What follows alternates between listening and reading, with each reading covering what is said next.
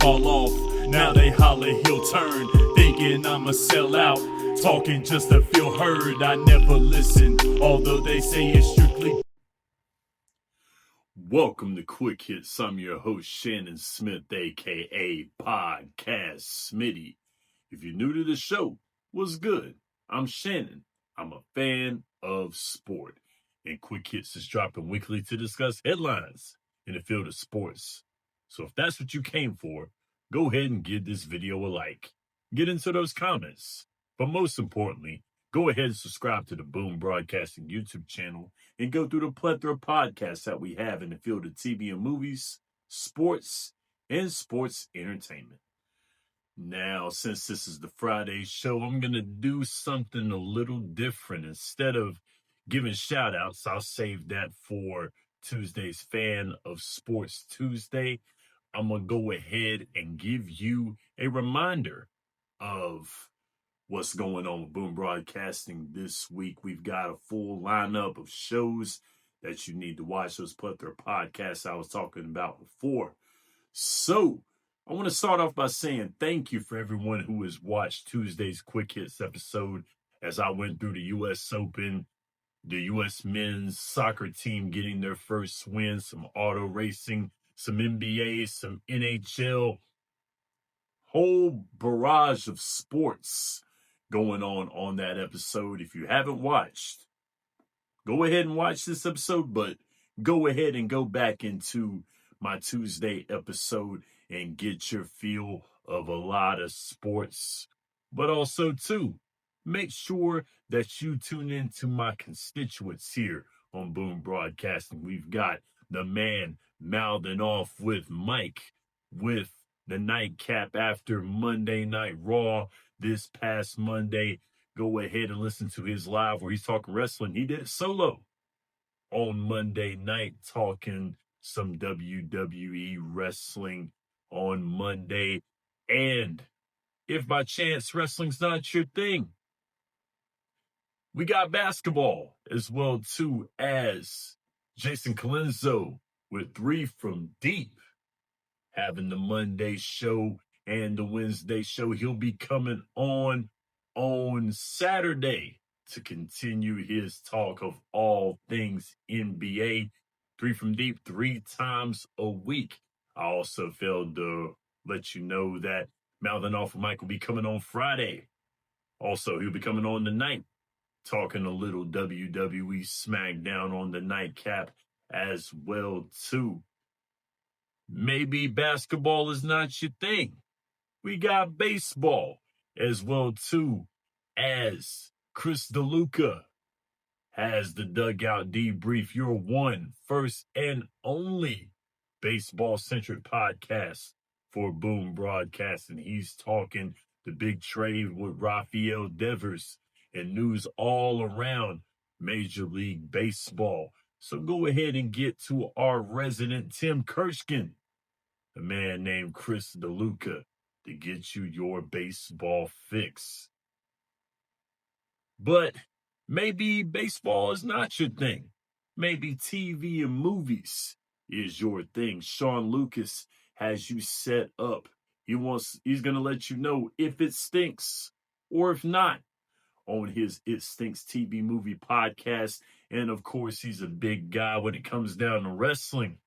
He has WOD, Wrestling of Destiny, on Saturday. So peep his podcast as well too. And this week, we said hello and welcome back to Michael Davis and his dad, Mac, as they got back to their Dallas Cowboy podcast called Dad and the Boys. Go see their season premiere here on Boom Broadcasting. Plethora of podcasts with some great content creators. So make sure that you keep it locked here on Boom Broadcasting. So what are we going to be talking about today? As promised, like I told you Tuesday, Friday's shows for Quick Hits are going to be dedicated to the WNBA. This is the only podcast on Boom Broadcasting where you get your WNBA fix. and we got a lot to talk about as I dig into last week's action and into a little bit of this week. We had some returns to action this past week. There are no longer any undefeated teams in the WNBA. We had a heated scuffle this past week. Then we had a first ever triple-double by Angel Reese. Let me tell you why I feel like this should be a big deal. We had some injuries happen this past week, some unfortunate injuries. Some teams are going to be without their star players, so we're going to see where they're going to rank and how they're going to do without their star players. We're going to recognize the top players of last week and this week, along with the power rankings and teams to watch for in this week's action in the WNBA. The Commissioner's Cup is winding down as we have a championship that's going to be coming up in the 1st of July. We've got a lot of regular season action going on in the WNBA. So without further ado, let's start the show. Let's get into these top stories coming in from last week and this week. As we saw last Wednesday, the return of Paige Bueckers, who had a great game against the Phoenix Mercury. 35 points, 13 and 19 from the floor, 5 of 7 from 3. Unfortunately, it was in a losing effort to the very tough Phoenix Mercury squad. But Paige Bueckers coming back after missing 4 games due to the concussion protocol and a little bit of an illness. You know, anytime there is some time off being taken by a player, there's always the question, are they going to be as strong or as formidable as they were? Paige Bueckers took no time coming back. She picked up where she left off and then some with a 35-point game. So far this season, she's averaging 17.7 points per game, 5.7 assists per game, over 2 steals per game, and shooting 34% from three-point land. Now, she's in a strong consideration for the All-Star team and, of course, for Rookie of the Year. Do I think she'll be an WNBA All-Star? It's very possible. She's been playing some very good ball, and she is a very popular player out there right now, especially for that Dallas Wings squad. Could she be Rookie of the Year this year? I'm thinking so. She's putting up a very good campaign. Rookies like Sonia Citrone and Kiki Arayafin could say a little something different. I'm thinking right now she is an integral part of that Dallas Wings squad. You know, they've not been playing that well this year. They got their second win of the season finally.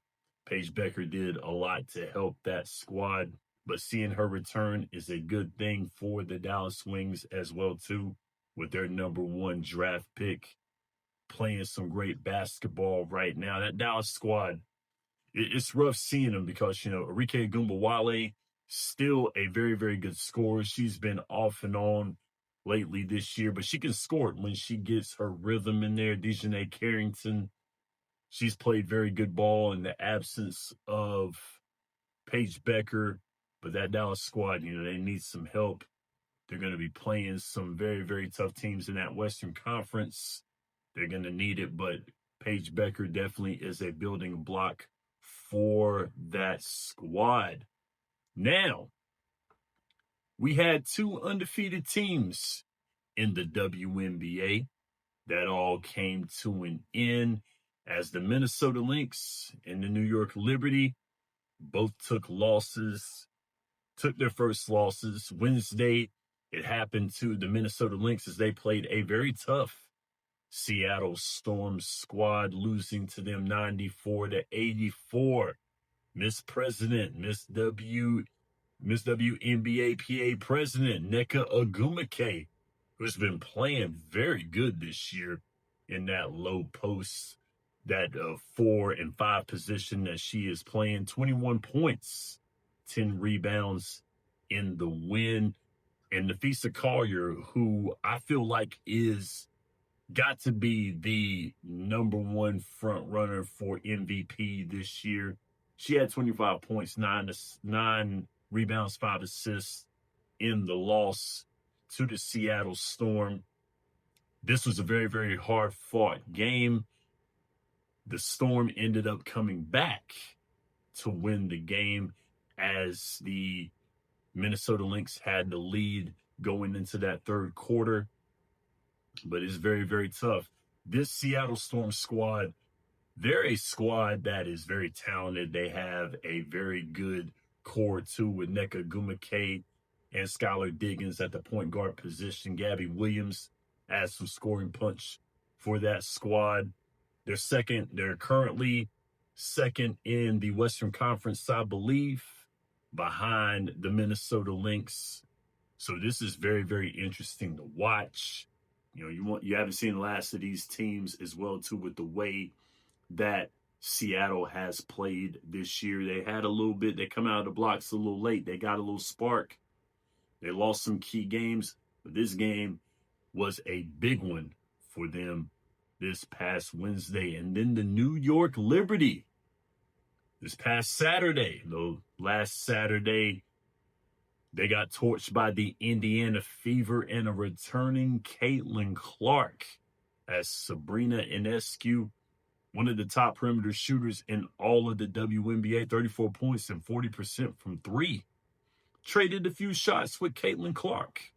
Caitlin Clark had 32 points, 9 rebounds, 8 assists, close to another triple-double, close for that happening, as Caitlin Clark, who was sat out, missed a good bit of time due to her quad strain. She's back and in full form with the Indiana Fever, though the Indiana Fever will be without their coach for a little bit. Stephanie White had to step away to handle a little bit of a personal problem. Her assistant coach is going to be taking the reins while she is gone.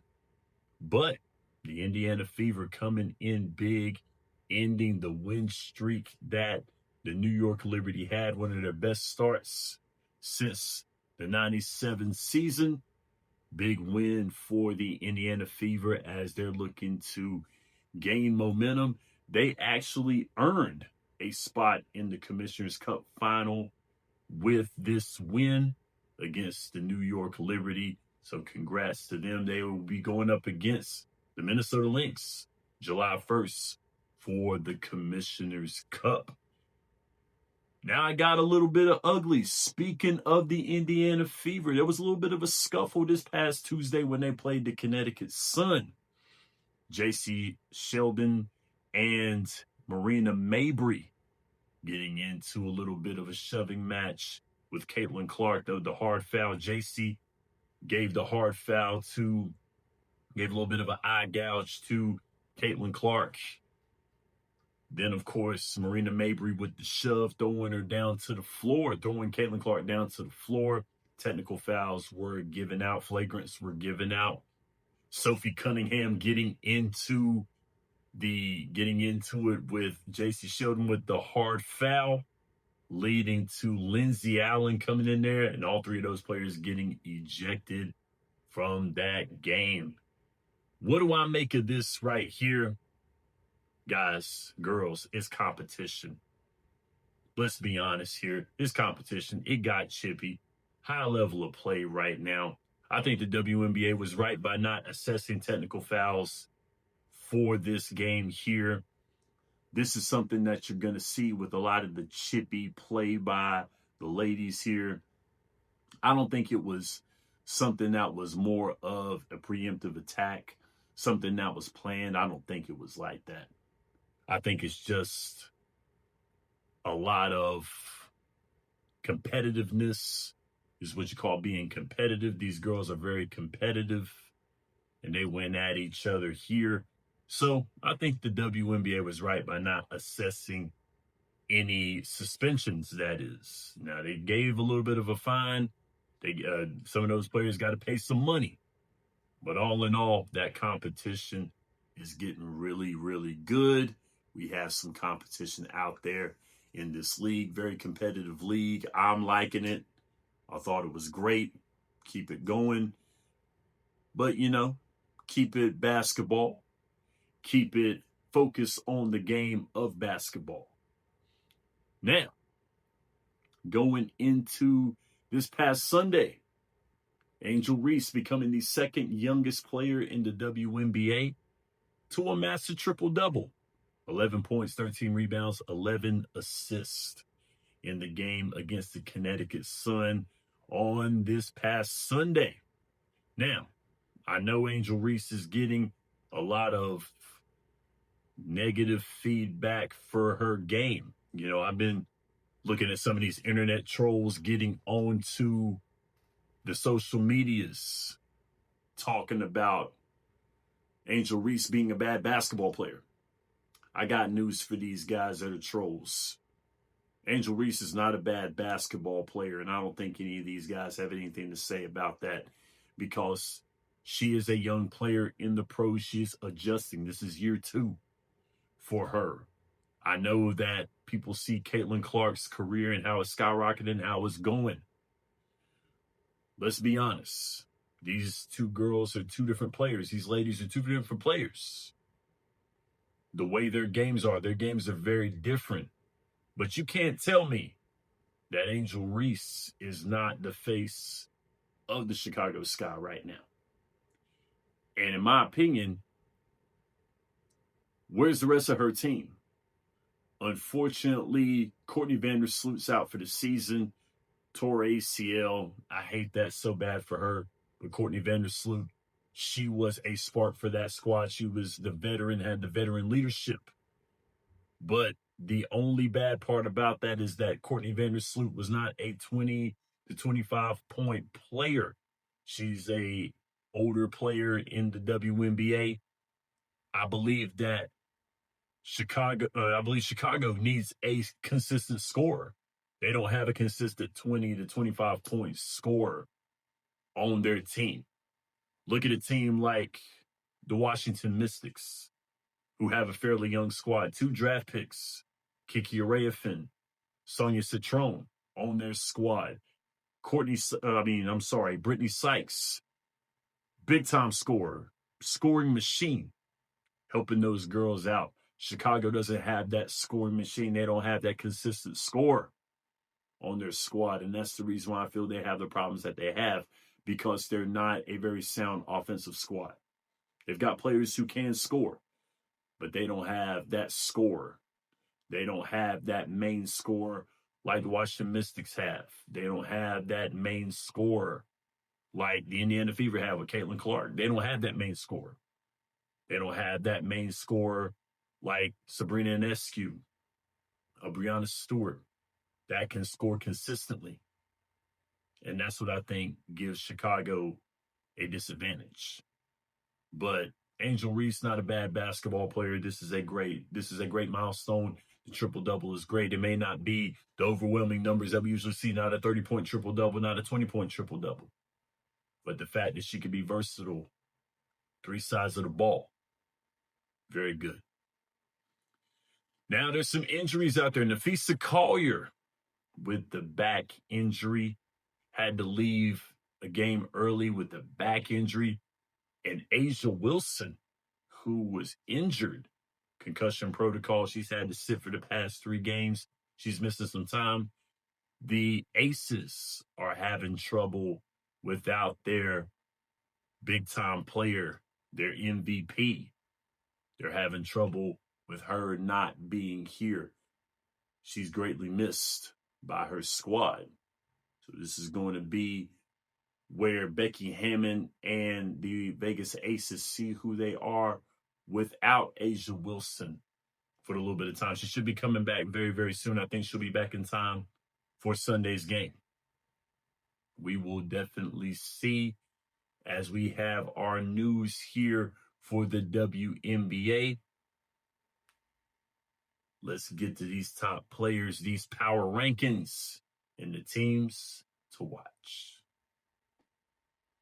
We had some top players with some great performances. We will break them down right here. Your top players from this past week And this week, starting with Rickea Jackson playing last Wednesday with the Los Angeles Sparks as they got the key win against the Vegas Aces that Wednesday. I actually was watching that game. I worked a little second shift, working that night shift on my job. Got a little sleep during the day after I got off that morning. Stayed up a little bit and watched this full game in its entirety. Very, very executed, very well played game. Rickea Jackson, 30 points, 11 of 17 shooting from the field, 4 of 8 from 3 against the Las Vegas Aces, where the Vegas Aces lost that game to the Los Angeles Sparks. I like this Sparks squad. I really do. They're very, very talented.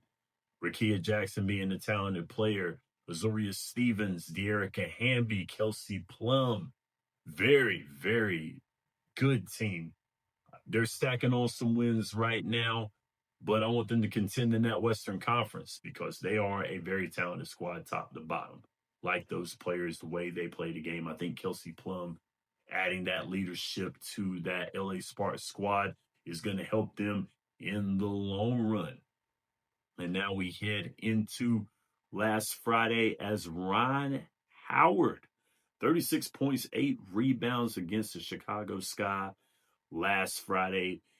This Atlanta Dream squad is a tough squad. They are a very, very tough squad playing in that Eastern Conference, that remake of a squad there. There'll be more being said about the Atlanta Dream moving forward here.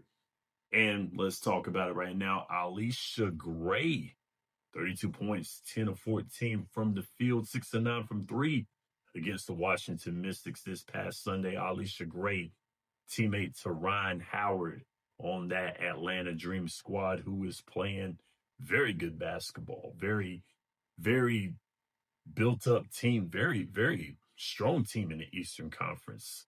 Alicia Gray, Ron Howard, Brittany Griner, Brianna Jones on that squad. They're a tough, tough squad. Like seeing the Atlanta Dream play. And moving to our defending champion, New York Liberty. This past Tuesday, Sabrina Ionescu, 34 points, 7 rebounds, 5 assists against the Atlanta Dream. Getting a win in that game. Sabrina Ionescu playing with that very tough New York Liberty squad. They actually have 2 losses now, with the record 10-2 as we speak. 11-2, sorry about that, 11-2 as we speak. But still, very formidable squad.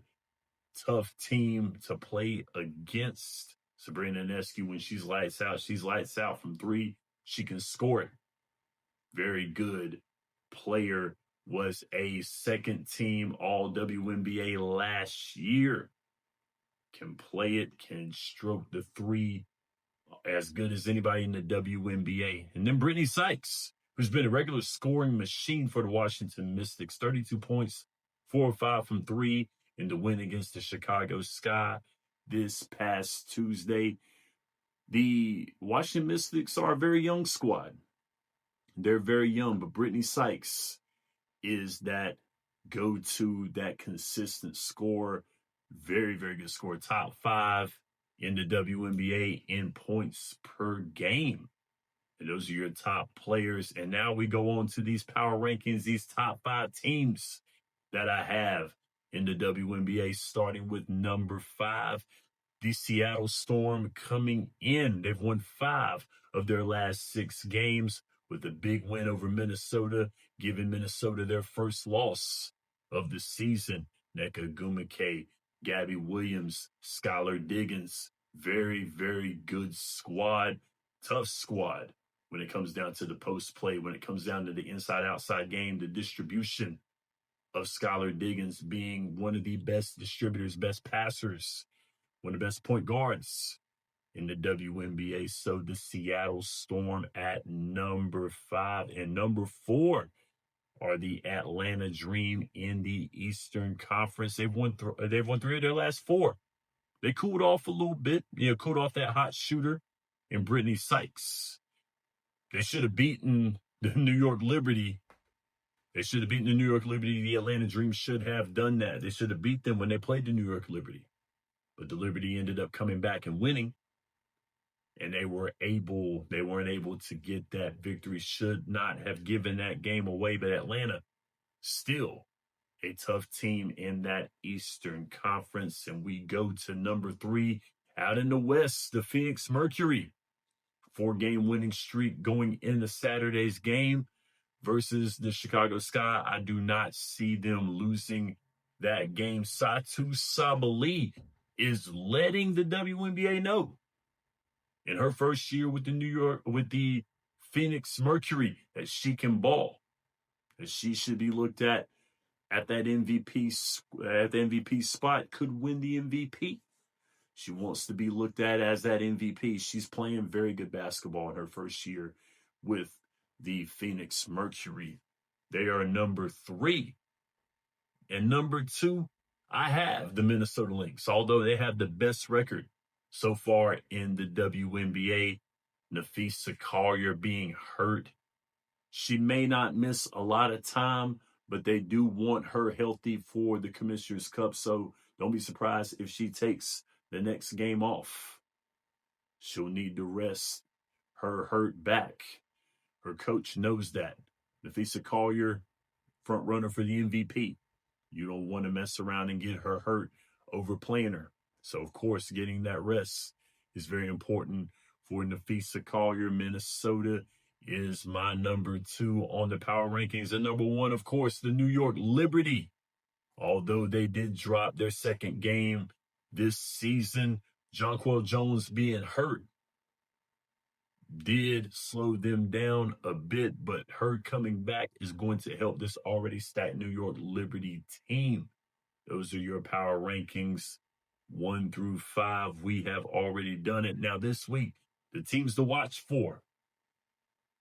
This Los Angeles Sparks squad playing this Minnesota Lynx team on 6/21, which will be Saturday.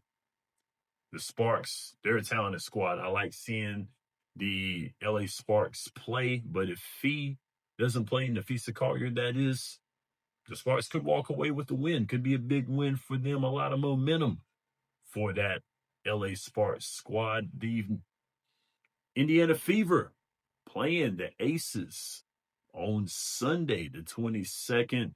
This will be the first matchup for both these teams this year. Asia Wilson, could she play in this game? If she plays in this game, that's going to be must-see. Asia Wilson versus Caitlin Clark. That could happen this coming Sunday. And, of course, the next Sunday game, the Liberty versus the Seattle Storm. The Liberty coming off of a loss that they had actually on Thursday night. Let's see what Seattle can do. Seattle, they were a giant killer. Could they do it again? Who knows? Let's see. Those are your top players, your power rankings, and your teams to watch. Here's your quick hits for the WNBA. And that is our show, the WNBA podcast here for Quick Hits, the only podcast on Boom Broadcasting with all of your WNBA news, your WNBA analysis. The only podcast here on Boom that does it. Thank you for your time yet again. We will be back next week on Tuesday for your Fan of Sports Tuesday. The next Friday, we'll be back to do it again, talking more WNBA for your weekend. Thank you so much. Enjoy your weekend. Enjoy this basketball. Enjoy all your sports. We'll be back on Tuesday with more quick hits. Until then, I'm Shannon Smith, and this is Quick Hits. Can't fall off, now they holler he'll turn, thinking I'ma sell out, talking just to feel heard. I never listen, although they say it's true.